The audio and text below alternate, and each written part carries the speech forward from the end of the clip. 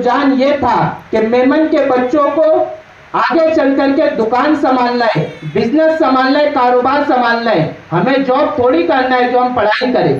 لیکن آج الحمدللہ میمن برادری میں UPSC IAS کی بھی تیاری ہو رہی ہے. Fancy garment and kids mall, Ayesha Nagar police station کے سامنے، ہزار کھولی، مالیگاؤں.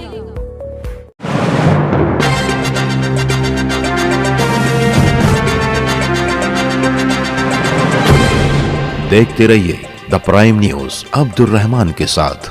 سمست میمن جماعت مالیگاؤں اپنے فلاحی کاموں کے لیے ہمیشہ ہی جانی جاتی ہے، پھر چاہے وہ کورونا مہاماری کے دوران پریشان حال لوگوں کی مدد کرنا ہو، چاہے رمضان المبارک میں غربا میں راشن کٹ بانٹنا ہو، چاہے بیواؤں کے لیے روزگار کے لیے سلائی مشین دینا ہو، آگ حادثے میں متاثرین کی مدد کرنا ہو یا پھر دیگر فلاحی کام. سمست میمن جماعت مالیگاؤں کے صدر شریف میمن اور ان کے رفقا ہمیشہ ہی ایسے انسانیت نواز کام کرتے چلے آ رہے ہیں. ان کے ذریعے کیے جانے والے امدادی کاموں کا یہ دائرہ صرف انہی کی برادری تک محدود نہیں رہتا بلکہ دوسری برادریوں تک بھی پہنچتا ہے. امسال سمست میمن جماعت مالیگاؤں نے تعلیمی میدان میں نمایاں مقام حاصل کرنے والے میمن برادری کے بچوں کی حوصلہ افزائی کے لیے اردو گھر مالیگاؤں میں 10ویں 12ویں نیٹ ایگزام اور دیگر تعلیمی شعبوں میں نمایاں مقام حاصل کرنے والے و زندگی کے دیگر شعبوں میں اپنی خدمات انجام دینے والے 70 سے زائد طلبہ و طالبات کے علاوہ دیگر لوگوں کو اعزاز بخشا.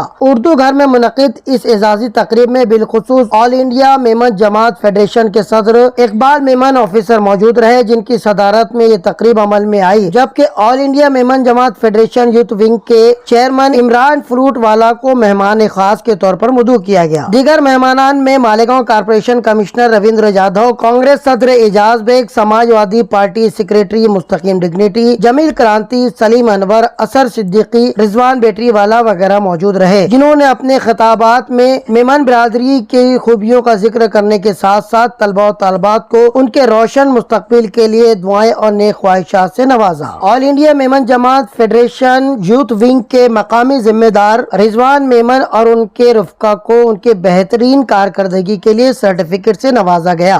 آج اس پروگرام کی کامیابی کی دلیل یہ ہے کہ ہمارے پروگرام میں ہمارے پریزیڈنٹ اقبال آفیسر صاحب موجود ہیں اور یقیناً مستقیم ڈگنیٹی صاحب نے، سلیم انور صاحب نے، اعجاز بیگ صاحب نے اظہار خیال کیا کہ ان کے کام بڑے ہیں.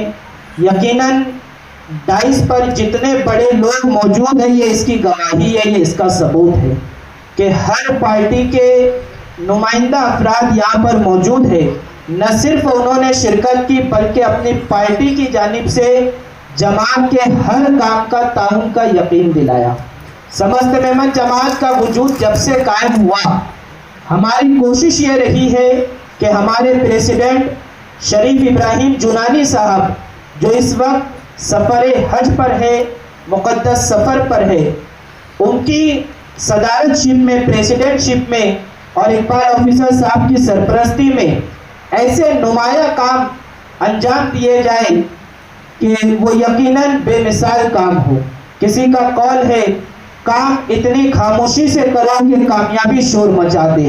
ہم لوگ کام کرتے ہیں اور یقیناً اس کام میں جو خلوص کی برکتیں ہوتی ہے، ہر کام میں اخلاص ہوتا ہے. وجہ یہ ہوتی ہے کہ قوم کا کچھ بھلا ہو جائے.